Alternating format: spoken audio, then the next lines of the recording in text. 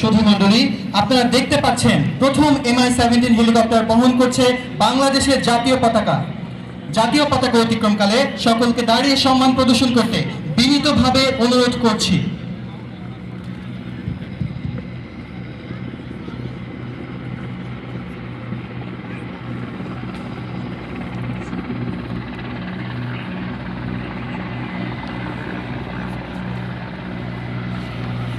শুধু মণ্ডলী, এরপর রয়েছে বাংলাদেশ সেনাবাহিনী পতাকা বহনকারী হেলিকপ্টার, যা পরিচালনা করছেন উইং কমান্ডার বায়েজিদ ও স্কোয়াড্রন লিডার আজিম।